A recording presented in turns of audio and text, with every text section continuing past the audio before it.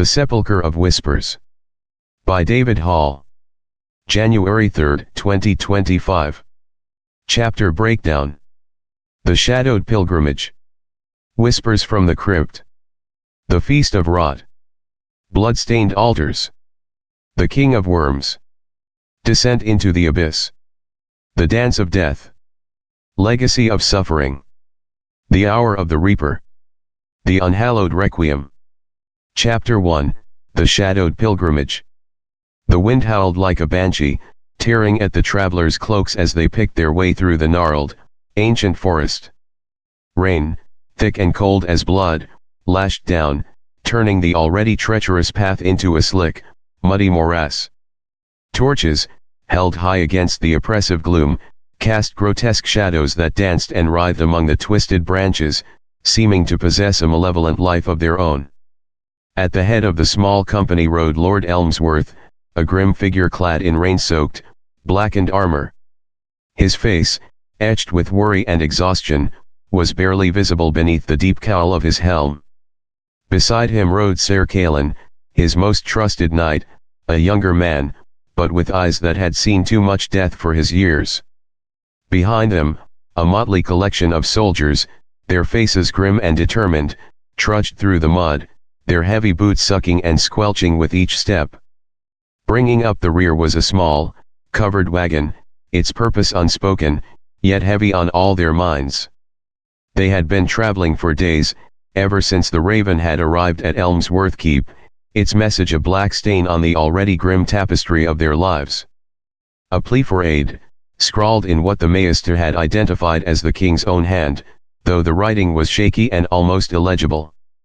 King Theron, secluded in his fortress, Castle Blackwood, was dying, or so the message claimed, and strange things were happening. Terrible things. How much further? Lord Elmsworth rasped, his voice hoarse from disuse and the biting wind. Sir Callan consulted a waterlogged map, its ink bleeding into the parchment. By my reckoning, no more than a few hours, my lord. If this cursed storm doesn't worsen. As if in answer to his words, a fork of lightning split the sky, followed by a deafening clap of thunder that shook the very ground beneath their feet. The horses whinnied in terror, their eyes wide and white. Even the seasoned soldiers flinched. The legends speak of storms like this, one of the soldiers, a grizzled veteran named Borin, muttered, his voice barely audible above the wind. The old tales, they say the Blackwood is cursed. That the storms are the king's anger, or something far worse. Superstition, Sir Callan scoffed, though his hand instinctively went to the hilt of his sword. Lord Elmsworth said nothing, but his face remained troubled. He had heard the tales as well, of course. Tales of a king who had delved too deep into forbidden knowledge, of dark rituals and unspeakable acts performed within the castle walls. He had always dismissed them as the ravings of drunken peasants, but now, as the storm raged around them, he couldn't help but wonder. The forest seemed to press in on them, the trees gnarled and twisted like skeletal fingers reaching out to grab them. The air was thick with the stench of decay, of rotting leaves and damp earth, and something else, something acrid and metallic that made the back of Elmsworth's throat burn. Suddenly, the lead horse reared up, its hooves flailing wildly in the air. The rider, a young squire named Tomash, screamed as he was thrown from the saddle, landing with a sickening thud in the mud. Tomash! Callan shouted, leaping from his own horse and rushing to the boy's side. Elmsworth dismounted more slowly, his old bones protesting with every movement. He reached the group just as Callan rolled Tomash over. The squire's eyes were wide with terror, his face pale and contorted. His chest was a mangled ruin, ripped open as if by some savage beast. Blood, black and viscous, oozed from the wound, staining the mud a deeper, more horrifying crimson. Callan looked up at Elmsworth, his face a mask of shock and horror. By the gods, what could have done this? Elmsworth knelt beside the body, his heart heavy with dread. He had seen men killed in battle, torn apart by sword and axe, but this was different. This was savagery, pure and unadulterated. He reached out a gloved hand, gently touching the edges of the wound. The flesh was cold, clammy, and wrong. It felt unnatural. As he examined the body, he noticed something else, something that made his blood run cold. There were no tracks. No footprints in the mud, no sign of any creature that could have inflicted such a wound. The boy had been killed, and yet, there was nothing there. Chapter 2, Whispers from the Crypt. The remaining soldiers, shaken and murmuring amongst themselves, gathered around the gruesome scene. Boren, the grizzled veteran, crossed himself, his lips moving in silent prayer. Others gripped their weapons tightly, their eyes darting nervously into the surrounding gloom. "We should leave this place," one of them, a young, pale-faced recruit named Garen, whispered. "This forest, it's evil. I can feel it." "Silence," Kalen snapped, though his own unease was evident. "We will not abandon our duty. We were charged to reach King Theron, and we will." Elmsworth rose slowly, his joints creaking. "Kalen is right. We must press on. But we will proceed with caution. Boren, you and 2 others will scout ahead. The rest of us will stay close, weapons ready." The scouts moved out, their torches bobbing in the darkness, disappearing quickly into the dense undergrowth. The main group followed, their pace slow and deliberate, the only sound the squelch of their boots in the mud and the occasional, nerve-jangling snap of a twig. The oppressive atmosphere of the forest seemed to intensify with every step. The trees grew taller, their branches intertwining overhead, forming a dense canopy that blotted out what little light remained of the storm-ravaged sky. The air grew colder, and the stench of decay became almost unbearable, mingling with a new, more sickening odor, the unmistakable reek of rotting flesh. After what seemed like an eternity, the scouts returned, their faces pale and drawn. "We found it," Boren said, his voice hoarse. "Castle Blackwood, it's just ahead." But what?" Elmsworth demanded, his hand resting on the pommel of his sword. Boren hesitated, swallowing hard. There's something wrong, my lord. The gatehouse is open, but there's no one there. No guards, no banners, nothing." A sense of foreboding settled over Elmsworth, heavy and suffocating. This was not what he had expected. A silent, unguarded castle? It made no sense. "We proceed together," he said, his voice firm despite the knot of fear tightening in his stomach. "Kalen, with me. The rest of you, stay close and be ready for anything." They advanced slowly, the torches casting flickering shadows on the ancient stone walls of the castle. As they approached the gatehouse, the silence became almost palpable, broken only by the drip, drip, drip of rainwater from the battlements. The gatehouse was indeed open, its massive iron-bound doors hanging crookedly on their hinges, as if they had been forced open. Beyond the gatehouse lay the castle courtyard, a vast, open space paved with flagstones that were now slick with rain and grime. In the center of the courtyard stood a large, ancient well, its stone lip crumbling and overgrown with moss. But it was not the well that drew their attention. It was the bodies. They were everywhere.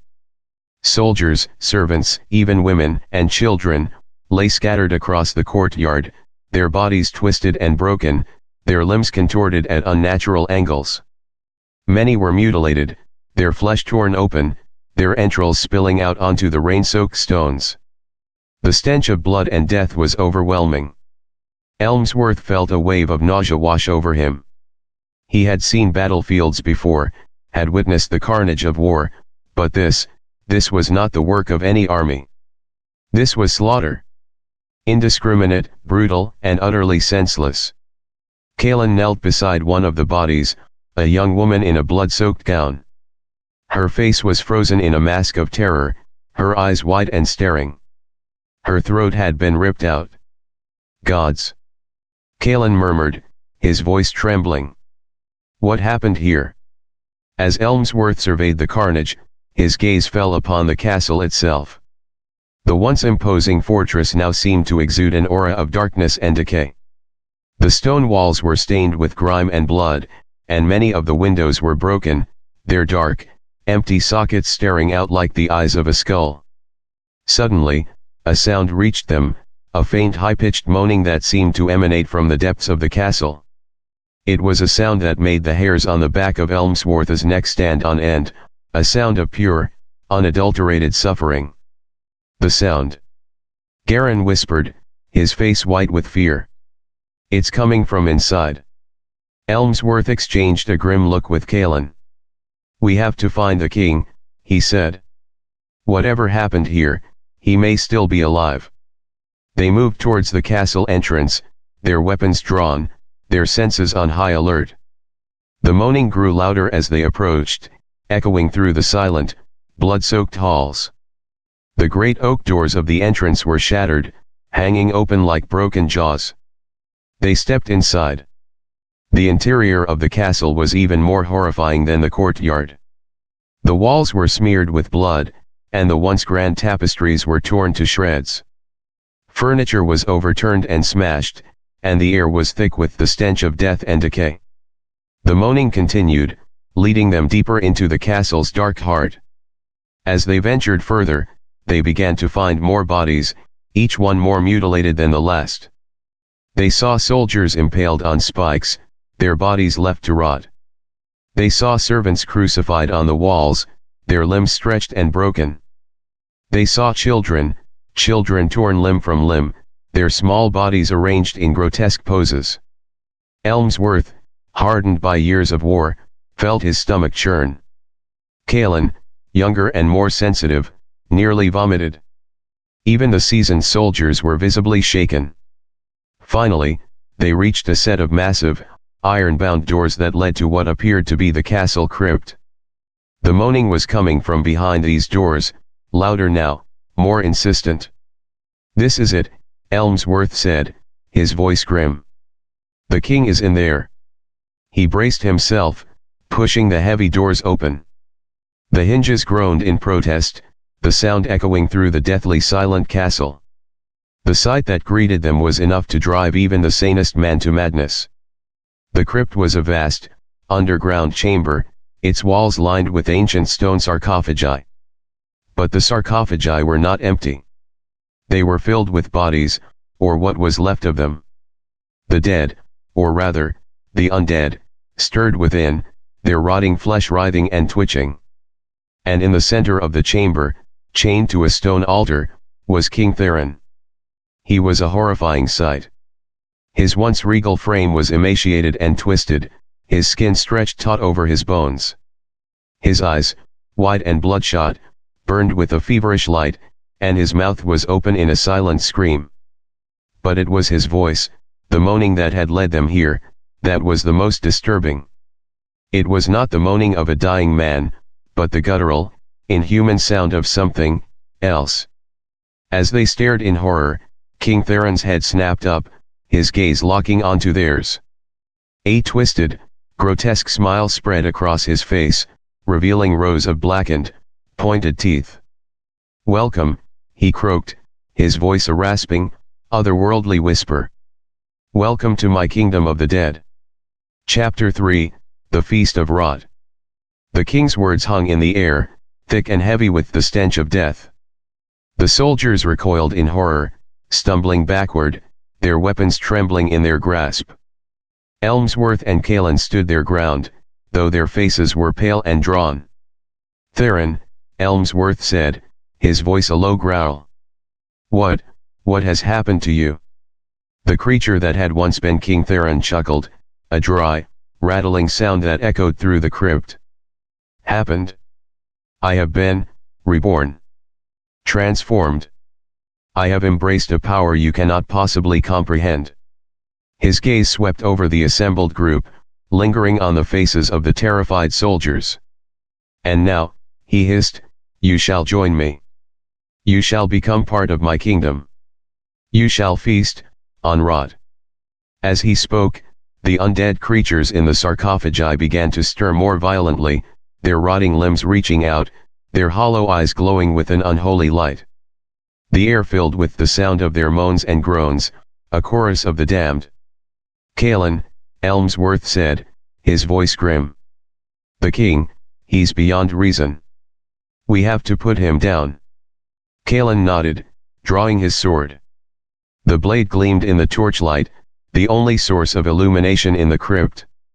The soldiers, finally overcoming their initial shock, raised their own weapons, their faces set with grim determination. "For the king!" Elmsworth roared, though he knew, deep down, that the creature before them was no longer the king. He was something else, something foul and unnatural. The battle began. The undead swarmed towards them, a tide of rotting flesh and bone. They moved with surprising speed and strength, their claws and teeth tearing at the living. The soldiers fought bravely, their swords and axes hacking and slashing, but the undead seemed tireless, relentless. Callan fought like a man possessed, his blade a blur of silver, cutting down one creature after another. But for every one he felled, two more took its place. Elmsworth, though older, fought with a grim efficiency, his heavy armor deflecting blows that would have killed a lesser man. But they were outnumbered, and the crypt was filled with the stench of death and the sounds of carnage. Men screamed as they were dragged down, their flesh torn apart. The torches flickered and died, plunging the chamber into near darkness, broken only by the eerie glow of the undead's eyes. Garin, the young recruit, was the first to fall. He was dragged under by a group of the creatures, his screams abruptly cut short.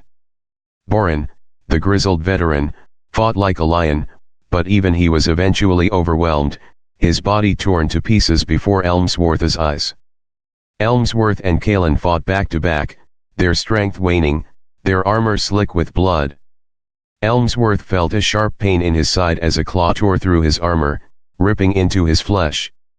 He cried out, staggering backward. Callan turned to help him, but as he did so, he was struck from behind.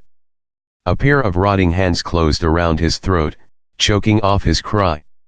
He struggled, his face turning purple, but the grip was too strong. Elmsworth watched in horror as Callan's struggles weakened, his body going limp. The undead creature released him, letting him fall to the ground with a sickening thud. Callan's eyes stared blankly at the ceiling, his lifeblood draining away. "No!" Elmsworth roared, his grief and rage giving him a surge of adrenaline. He charged towards the creature that had killed Callan, his sword raised high. He struck with all his might, the blade cleaving through the creature's skull, sending it crashing to the ground. But it was too late. Callan was dead. His best friend, his most loyal knight, gone. Elmsworth stood over Callan's body, his chest heaving, his vision blurring with tears and blood. He was alone. The soldiers were all dead. Callan was dead. And he was wounded, surrounded by a horde of undead creatures, with the monstrous King Theron watching him with cold, dead eyes. "It is over, Lord Elmsworth," the creature that had been Theron said, his voice a guttural growl. "Your pilgrimage ends here. Join us. Become one of us. Feast, on rot." Elmsworth looked at the dead bodies of his men, at Callan's lifeless form, and then at the twisted mockery of the king. He knew what he had to do. He would not let them win. He would not let this evil consume him. He would die, but he would die fighting. With a defiant roar, he raised his sword again, preparing for his final stand. Chapter 4, Blood-Stained Altars. Elmsworth's defiance seemed to amuse the creature that was once King Theron. It chuckled, a sound like dry bones rattling together. "Such spirit," it rasped. "Such futile resistance. You cannot hope to defeat us, Lord Elmsworth. We are the dead. We are eternal." The undead horde pressed in, surrounding Elmsworth on all sides. He fought with the desperation of a cornered animal, his sword a whirlwind of flashing steel. He cut down creature after creature, his movements fueled by adrenaline and grief. But they kept coming, their numbers seemingly endless. He felt his strength waning, his blows becoming slower, less precise. His armor was battered and torn, offering little protection against the relentless assault. He was bleeding from multiple wounds, his vision blurring, his lungs burning. Suddenly, a creature lunged at him from behind, its claws tearing into his back. Elmsworth cried out in pain, his sword slipping from his grasp. He stumbled, falling to his knees. The undead creatures closed in, their rotting hands reaching for him. He was dragged down, overwhelmed by the sheer number of them. He felt their cold, clammy touch on his skin, their foul breath on his face. He closed his eyes, bracing himself for the final agony. But it never came. Instead, he felt a strange sensation, a tingling warmth that spread through his body. It was a feeling he had never experienced before, a feeling of power and energy.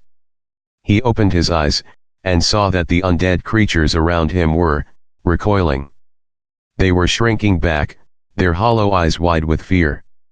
They seemed to be terrified of something that Elmsworth could not see. Then, he saw it. A light. A brilliant, blinding light was emanating from his body, from the wounds on his back. It was a pure, white light, filled with an unearthly power. The light grew stronger, pushing back the darkness, forcing the undead creatures away. Elmsworth felt his pain subside, his wounds healing before his very eyes. He felt his strength returning, his body filled with a renewed vigor. He rose to his feet, the light radiating from him like a divine aura. The creature that was once King Theron stared at him in disbelief, its grotesque face contorted with rage and fear. What is this?" it hissed. "What have you become?" Elmsworth did not know. He only knew that this light, this power, was the only thing that could save him. It was the only thing that could defeat this evil. He raised his hands, and the light intensified, burning away the darkness, driving the undead creatures back into the shadows. He felt a surge of energy coursing through him, and he knew what he had to do.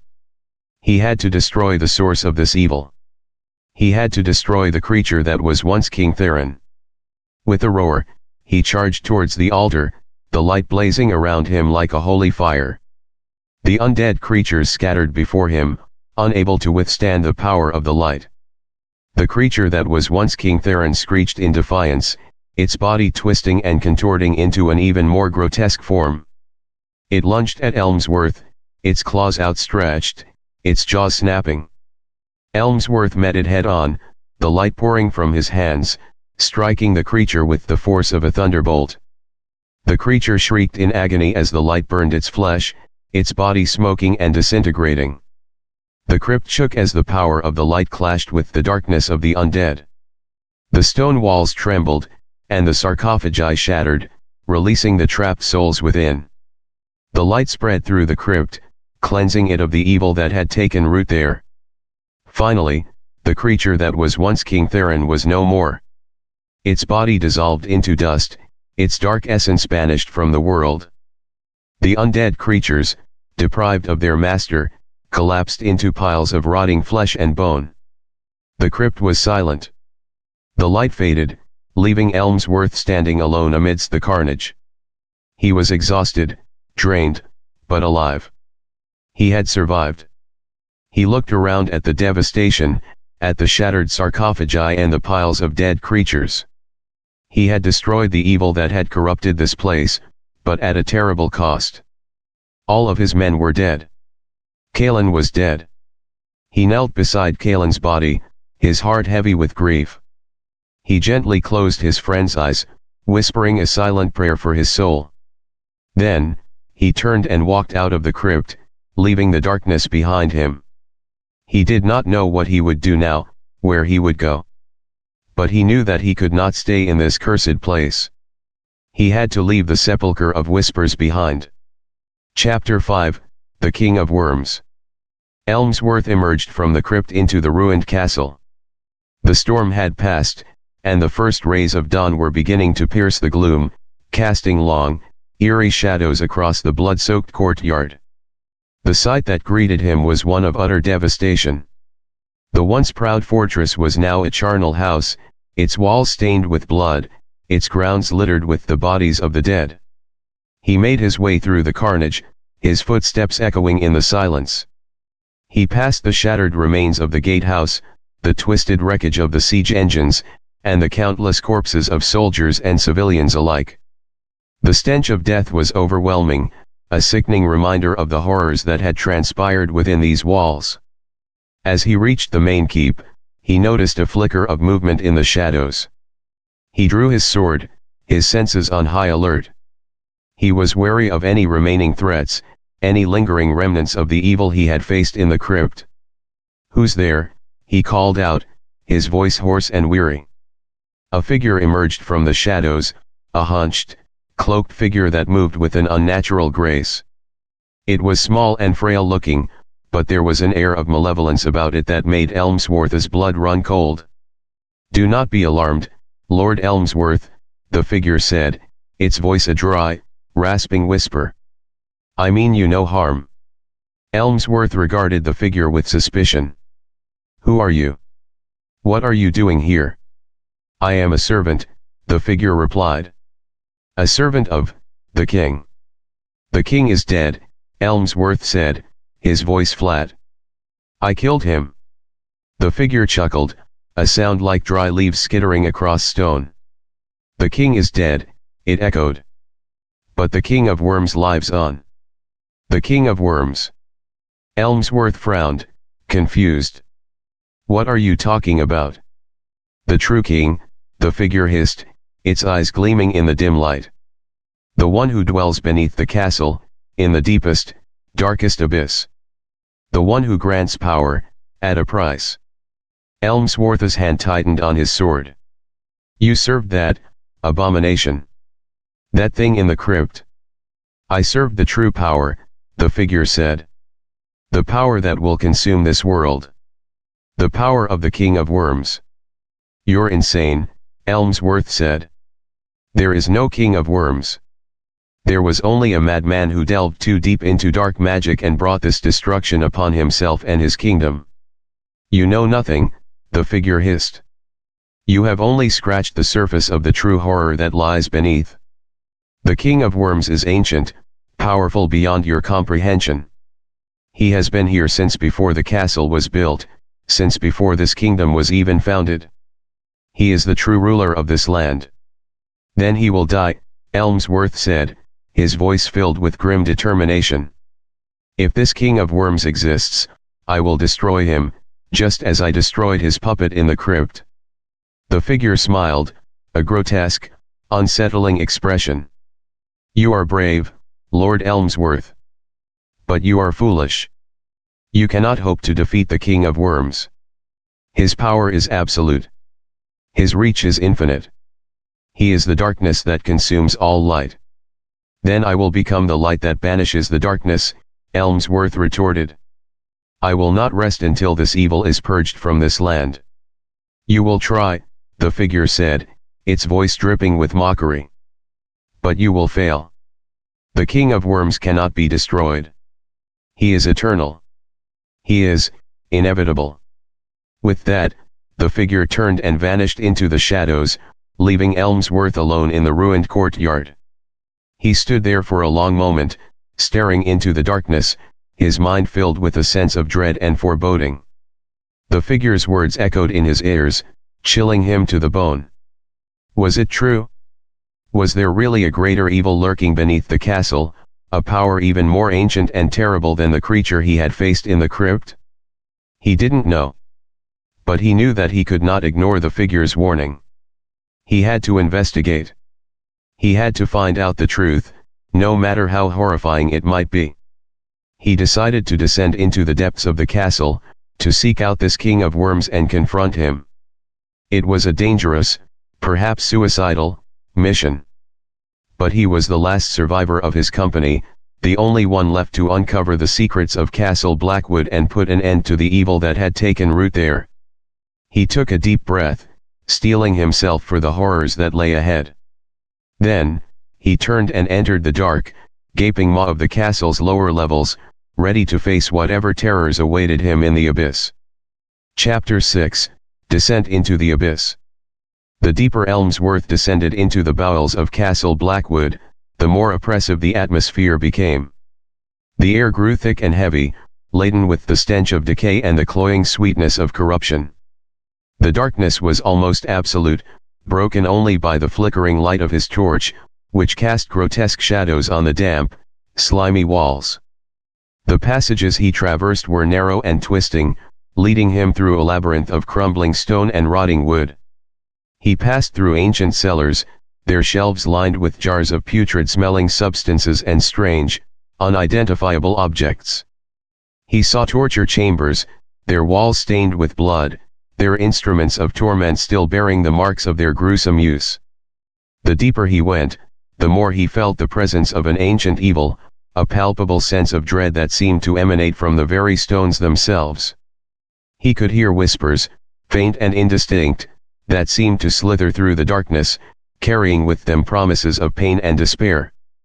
As he reached the lowest level of the castle, he came to a massive, iron-bound door. It was sealed shut, its surface covered in strange, arcane symbols that pulsed with a faint, malevolent energy. This, he knew, was the entrance to the King of Worms's domain. He hesitated for a moment, his hand resting on the cold, unyielding metal. He knew that beyond this door lay unimaginable horrors, a darkness that could consume his very soul. But he also knew that he could not turn back. He had come too far, endured too much, to give up now. With a deep breath, he braced himself and pushed against the door. It groaned open, its hinges protesting with a sound like the wailing of 1,000 lost souls. Beyond the door lay a vast, cavernous chamber, its ceiling lost in the darkness high above. The air was thick with the stench of rot and decay, and the ground beneath his feet was soft and yielding, like walking on a carpet of decaying flesh. In the center of the chamber was a massive pit, a gaping maw that seemed to stretch down into the very depths of the earth. And from within the pit came a sound, a low, guttural pulsing that vibrated through the entire chamber, a sound that spoke of immense power and ancient evil. As Elmsworth approached the pit, he saw them. Worms. Millions upon millions of them, writhing and twisting, their bodies a mass of seething, pulsating flesh. They covered the walls, the floor, the very air itself seemed to be filled with them. And then, he saw the source of the pulsing. In the center of the mass of worms was a creature, a being of immense size and grotesque appearance. It was the King of Worms. It was a colossal, amorphous mass of flesh and bone, its body covered in writhing worms. Its head was a mass of tentacles and gaping maws, its eyes glowing with an unholy light. It pulsed with dark energy, radiating an aura of power and corruption that made Elmsworth want to vomit. "Welcome, Lord Elmsworth," the King of Worms boomed, its voice a chorus of guttural whispers that seemed to come from every direction at once. "I have been expecting you."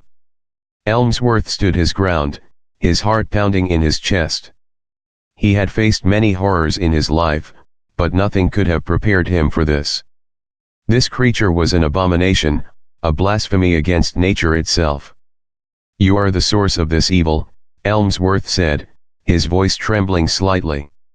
"You are the one who corrupted this castle, who turned its inhabitants into monsters." "I am the source of all life," the King of Worms hissed. "And death. I am the beginning and the end. I am the darkness that consumes all light." "You are a monster," Elmsworth retorted. "And you will die."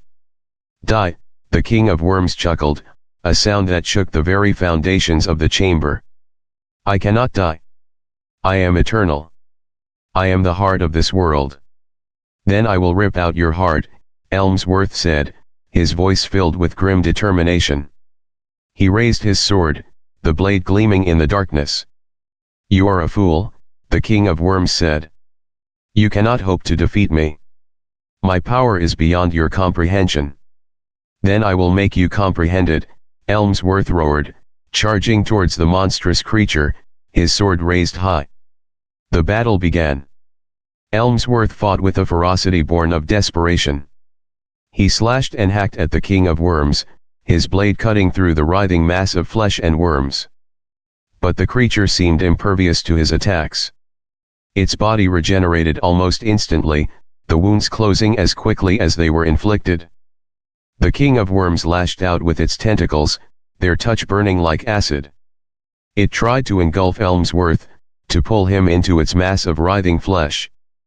But Elmsworth was too quick, too agile. He dodged and weaved, avoiding its attacks, searching for a weakness. He knew that he could not defeat this creature with brute force. He had to find another way. He had to find its heart, its core, the source of its power. But where was it? The creature was a mass of flesh and worms, with no discernible organs or vital points. It seemed to be all heart, all power. Suddenly, Elmsworth remembered the light. The light that had saved him in the crypt. The light that had burned away the darkness.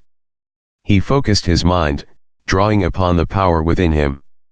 The light began to emanate from his body, growing stronger and brighter. He directed the light towards the King of Worms, hoping to find its weakness. The light struck the creature, and it shrieked in pain. The worms recoiled, their bodies writhing in agony. Elmsworth had found its weakness. The light was hurting it. He intensified the light, pouring all of his energy into it. The chamber was filled with a blinding radiance, and the King of Worms thrashed and convulsed, its body disintegrating under the power of the light. No, it roared, its voice a chorus of dying whispers. This cannot be. I am eternal. But it was not eternal.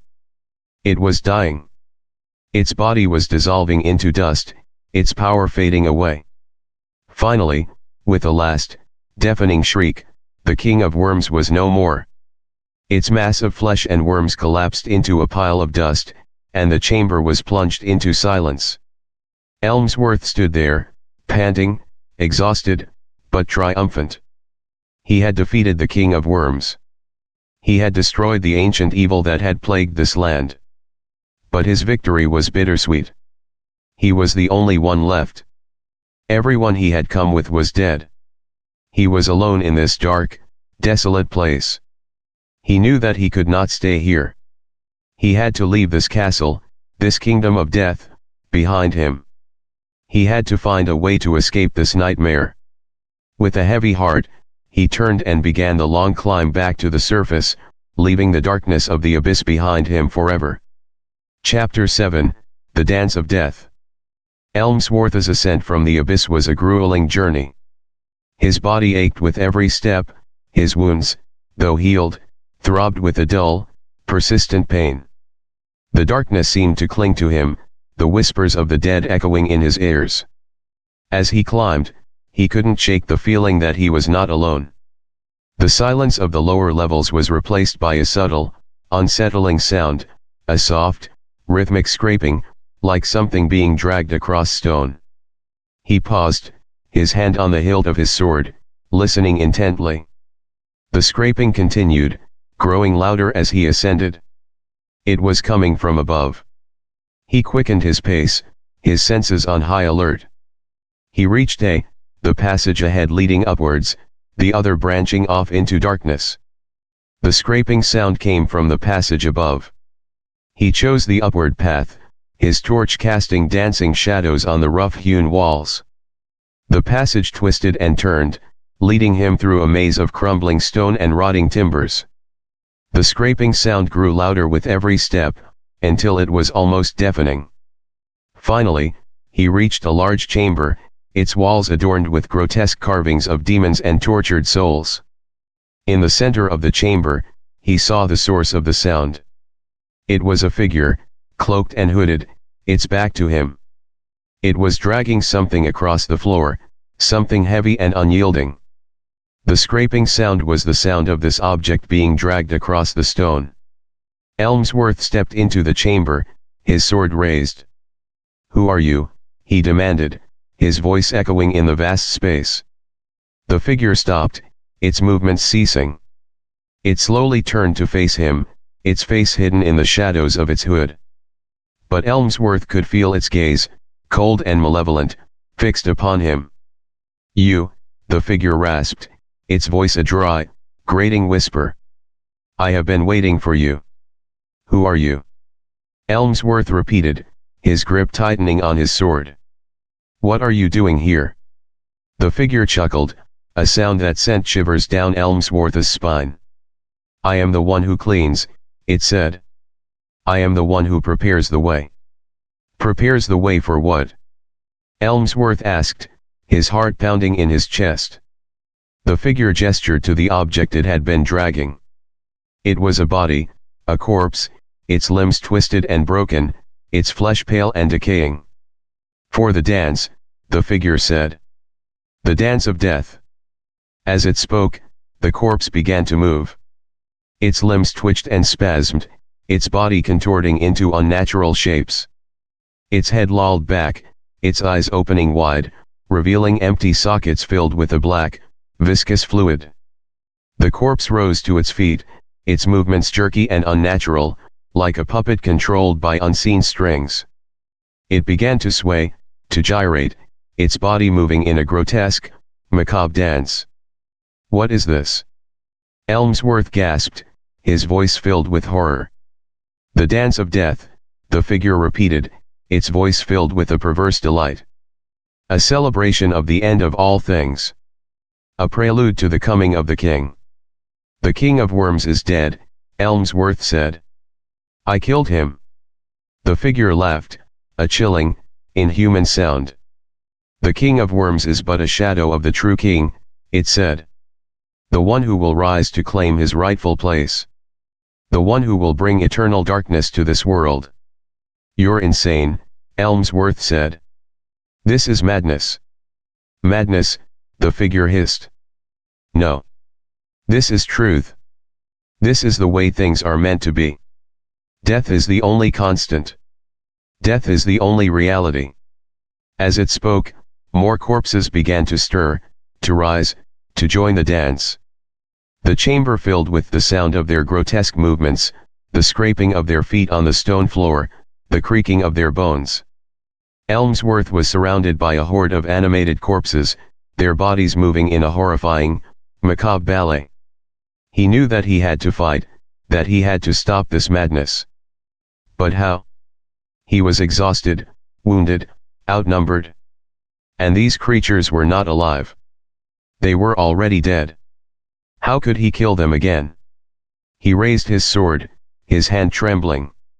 He charged into the mass of dancing corpses, his blade flashing in the dim light. He fought with a desperate fury, hacking and slashing, cutting down one creature after another. But they kept coming, their numbers seemingly endless. They grabbed at him, their cold, dead hands clutching at his flesh. They bit and clawed at him, their touch like the kiss of death. Elmsworth felt his strength waning, his movements slowing. He was being dragged down, overwhelmed by the sheer number of the dead.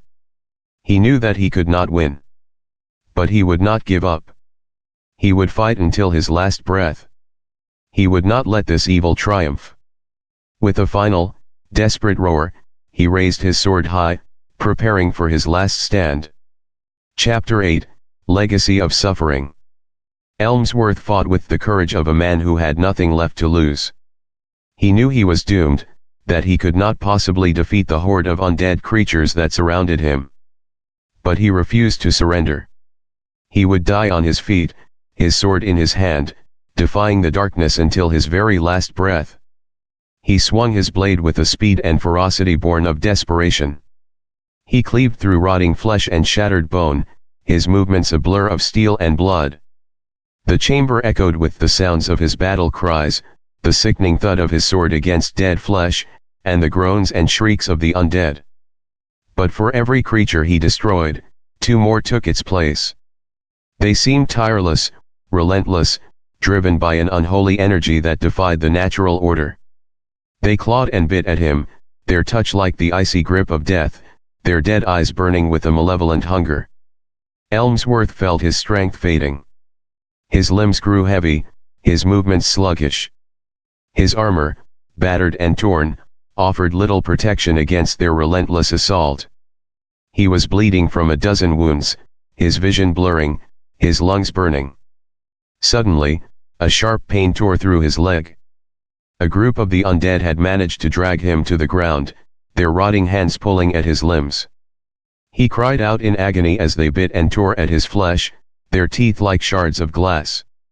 He was being devoured alive, his body being torn apart by creatures that should not exist. He knew that this was the end. He had failed. The darkness had won. As his consciousness began to fade, he saw the cloaked figure watching him, its face still hidden in the shadows of its hood. It raised its hands, its long, skeletal fingers outstretched, as if conducting the macabre dance of the dead. "This is your legacy, Lord Elmsworth," the figure rasped, its voice a dry, grating whisper. "This is the fate of all who oppose the true king. Eternal suffering. Eternal death." Elmsworth closed his eyes, accepting his fate. He felt the creatures tearing into his flesh, their cold, dead hands pulling him apart. He heard their guttural moans and shrieks, the sounds of his own destruction. And then, everything went black. Elmsworth awoke. He was lying on a cold, stone floor, his body aching all over. He felt weak and disoriented, his mind clouded with pain and confusion. He looked around, trying to get his bearings. He was in a small, dark chamber, lit by a single flickering torch. The walls were made of rough-hewn stone, and the air was thick with the stench of decay. He remembered the chamber, the dancing corpses, the cloaked figure, the pain, the death. He remembered dying. But he was alive. He sat up slowly, wincing as pain shot through his body. He was covered in wounds, but they were healing. The bleeding had stopped, and the cuts were closing, the torn flesh knitting itself back together. He looked at his hands. They were pale and bloodied, but they were moving. He could feel them. He could move. He was alive. But how? He remembered the figure's words, eternal suffering. Eternal death. Was this what it meant? To be trapped in this state of perpetual agony, neither living nor dead? He stood up, his legs trembling beneath him. He felt weak and dizzy, but he could walk. He stumbled towards the torch, his shadow stretching out before him on the wall. As he approached the torch, he saw something that made his blood run cold. His reflection. Or rather, the lack of it. He stood before the torch, but his image did not appear on the wall. There was only the flickering light, the rough stone, and the grotesque shadows. He reached out his hand, touching the wall where his reflection should have been. His hand passed through the stone as if it were an illusion. He was not alive. He was one of them. He was one of the undead. The realization crashed over him like a tidal wave, filling him with horror and despair. He was trapped in this nightmare, doomed to walk the earth as a creature of darkness, forever bound to the will of the true king. The figure's words echoed in his mind, mocking him, tormenting him. "This is your legacy, Lord Elmsworth. Eternal suffering. Eternal death." He sank to his knees, his body shaking with sobs. He was a monster. He was death. He was the legacy of suffering. Chapter 9, The Hour of the Reaper. Elmsworth remained in the small, dark chamber for what felt like an eternity. He was trapped in a waking nightmare, forced to confront the horrifying reality of his existence. He was one of the undead, a creature of darkness, bound to the will of an evil he could not comprehend. He tried to remember his former life, his memories of warmth and sunlight and human connection. But they seemed distant and faded, like a dream half remembered. He was no longer a man. He was something else, something cold and dead. The figure eventually returned, its silent footsteps echoing in the darkness. It stood in the doorway, watching Elmsworth with its cold, unblinking gaze. "The king calls for you," it rasped, its voice a dry, grating whisper. "It is time." Elmsworth did not resist. He had no will of his own. He was a puppet, a slave to the darkness. He rose to his feet, his body moving with a jerky, unnatural gait. He followed the figure through the labyrinthine passages of the underworld, his senses dulled, his mind blank. He no longer felt pain, or fear, or any human emotion. He was a hollow shell, a walking corpse. They reached a vast chamber, even larger than the one where Elmsworth had faced the King of Worms. This chamber was filled with a dark, pulsating energy, a sense of immense power and ancient evil. In the center of the chamber, upon a throne of bone and rotting flesh, sat the true king. He was a being of unimaginable horror, a grotesque amalgamation of flesh and shadow. His form shifted and writhed, his body constantly changing shape, his features a twisted mockery of humanity. He pulsed with dark energy, radiating an aura of corruption that filled the entire chamber. Before him knelt a multitude of undead creatures, their bodies contorted in grotesque poses, their eyes glowing with an unholy light. They moaned and writhed, their voices a chorus of suffering and despair. Elmsworth was led before the king, his body moving as if guided by an unseen force. He knelt before the monstrous being, his head bowed in supplication. "Welcome, my servant," the king boomed, his voice a cacophony of guttural whispers and rasping growls. "You have been reborn into my kingdom. You are now one of us." Elmsworth did not speak. He had no words of his own. "You will serve me," the king continued. "You will be my instrument of death. You will reap the souls of the living and bring them to me. You will be the reaper." The king gestured, and a dark energy flowed into Elmsworth's body, filling him with a cold, unholy power. He felt his form changing, his flesh twisting and contorting, his bones elongating and sharpening. When the transformation was complete, Elmsworth was no longer the man he had once been. He was a creature of nightmare, a being of darkness and death. He was the Reaper. He stood before the king, his body radiating an aura of cold, malevolent power. He was ready to serve. The king smiled, a grotesque, unsettling expression. "Go forth, my Reaper," he commanded. "Bring me the souls of the living. Let the dance of death begin." Elmsworth, the Reaper, turned and left the chamber, his footsteps echoing in the darkness. He did not know what he was doing, where he was going. He only knew that he had a purpose. He was the Reaper, and he had a job to do. He emerged from the underworld into the ruined castle. The sky was dark and overcast, the air heavy with the stench of death. He could feel the presence of the living nearby, their life force a beacon in the darkness. He moved towards them, drawn by an unseen force. He found them huddled together in a small group, their faces pale and terrified. They were survivors of the massacre, hiding in the ruins of their once proud castle. They saw him coming, and their eyes widened with horror. They recognized him. They knew who he had been.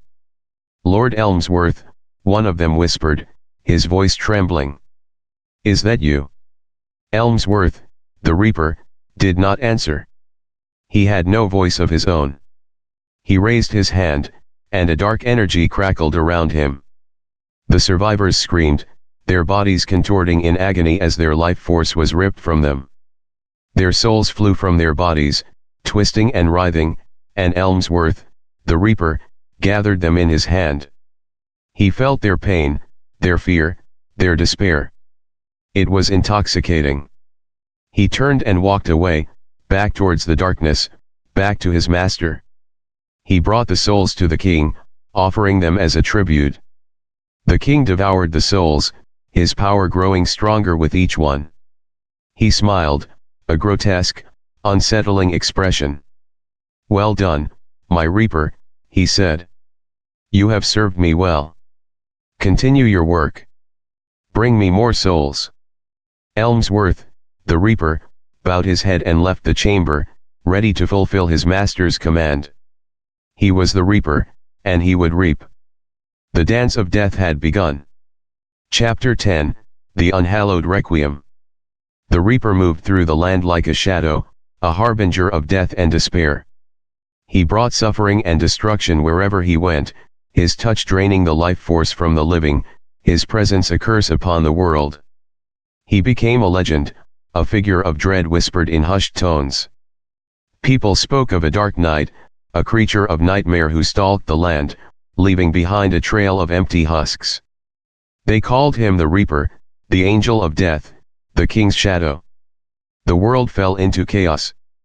The living were consumed by fear, their lives spent in hiding, their days numbered. The dead rose from their graves, animated by the king's dark power, joining the ranks of the undead. The king's power grew with each soul the Reaper brought him. He became a god of death, his influence spreading across the land, his darkness consuming all light. He ruled over a kingdom of eternal night, a realm of suffering and despair. But even in this darkness, a spark of hope remained. A small band of survivors, led by a former knight who had once served Elmsworth, refused to give up.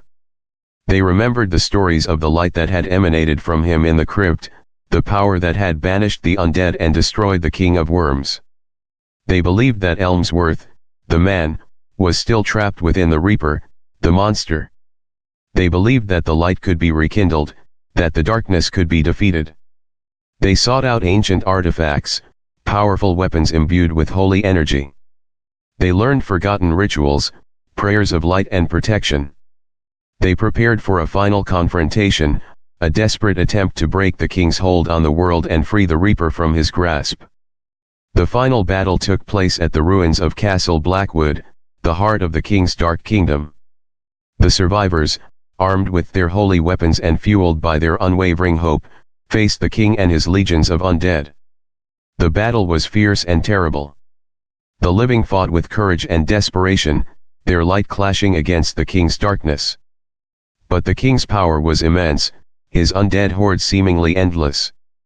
The survivors were losing. They were being overwhelmed by the sheer number of the dead. Their hope began to dwindle, their light flickering in the face of the encroaching darkness. Then, the former knight saw him. The Reaper. He stood before the king, his body radiating an aura of cold, malevolent power.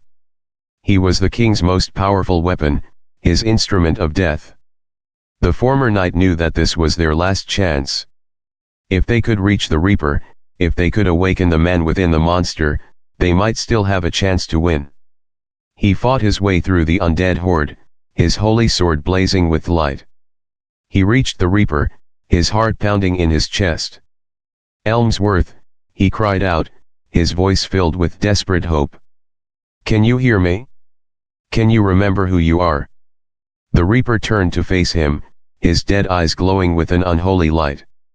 He raised his hand, and dark energy crackled around him. "There is no Elmsworth," he rasped, his voice a chorus of guttural whispers and rasping growls. "There is only the Reaper. And I will bring you death." The Reaper attacked, his movements swift and deadly. The former knight fought back, his holy sword clashing against the Reaper's dark energy. The battle between light and darkness raged, the fate of the world hanging in the balance. The former knight fought with all his strength, all his courage, all his hope. He fought for the living, for the memory of Elmsworth, for the chance to break the king's hold on the world.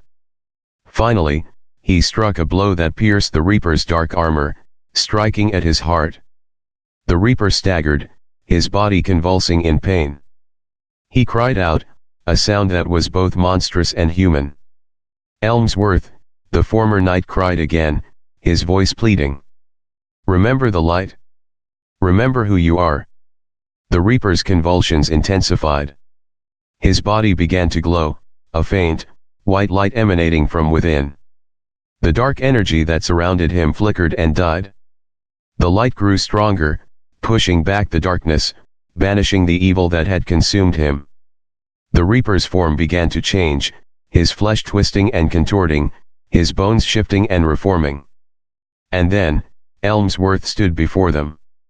He was pale and weakened, but he was alive. The light had returned, and the Reaper was gone. The king roared in fury, his power waning with the fading darkness.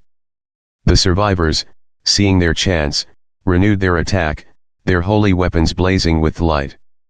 They fought with the strength of angels, their hope renewed, their courage restored. They pushed back the undead horde, driving them towards the king. Finally, they reached him. The former knight, wielding the most powerful of the holy weapons, struck the king with a blinding flash of light. The king shrieked in agony, his body disintegrating, his darkness banished forever. The undead creatures collapsed, their animation gone, their power broken. The battle was over. The darkness had been defeated. The world was saved. Elmsworth stood among the survivors, his body weak but his spirit strong. He had been to hell and back, had faced the ultimate evil, and had returned to the light. He had paid a terrible price, but he had fulfilled his duty. He had saved his people. The survivors cheered, hailing him as a hero. But Elmsworth knew that he was not a hero. He was a survivor. He had done what he had to do to survive, to protect the world from the darkness. He looked around at the ruined castle, at the bodies of the dead, at the faces of the living. He knew that the world would never be the same. The scars of the king's reign would remain forever, a reminder of the darkness that had almost consumed them. But the light had prevailed. The hope had endured. And the world would rebuild, slowly, painfully, but surely. Elmsworth watched as the sun began to rise, casting its golden light upon the ravaged land. It was a new dawn, a new beginning. He closed his eyes, offering a silent prayer for the dead, for the living, for the future. He had earned his rest. The end.